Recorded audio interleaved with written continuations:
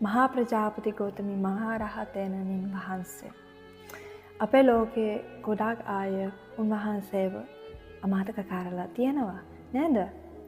ඒක ලෝකම පාපයක්. ආව සිද්ධාර්ථ කුමාරයට මාව කී දුන්නද නැත්ද? තමන්ගේ පුත් වගේ සැලකුවා. උන්වහන්සේ කොච්චර පරිපූර්ණද? හැම ගෑනු කෙනෙක්ම ජීවිතයේදී ඒ වගේම තිරාණයකට මුහුණ දෙන්න ඕනේ. මම මෝන වගේ කාන්තාවක් වෙන්නද කැමති? මම නම් මහා ප්‍රජාපති ගෞතමී වගේ කාන්තාවක් වෙන්න කැමති. මට තියෙන ශ්‍රද්ධාවක්, ධෛර්යය උන්වහන්සේ නිසා.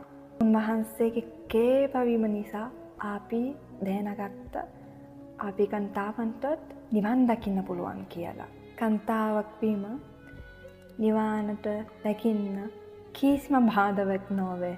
මහා ප්‍රජාපති ගෞතමී මහා රහතෙනණින් වහන්සේ කොච්චර නිර්භීතද ඔබ දන්නවාද? උන්වහන්සේ පාහවන්නේතුව වෙනත් කාන්තාවන් 500 සමග කපිලවස්තු සිට වෛශාලි දක්වා වේදිය. ඔක්කොම උපසම්පද ඉල්ලීමට. බොහෝ දෙනා උන්වහන්සේගේ ප්‍රඥාව ගැන දන්නේ නැහැ. වටින්නේ නැහැ. නමුත් මම හැමදාමගේ හදවතින් උන්වහන්සේගේ අසීමිත කුසල මතක් කරමි. ඔබ කාන්තාවක් නම් උන්වහන්සේව නොසලක හරින්න එපා. අමතක කරන්න එපා. මගේ නම ගෞතමී.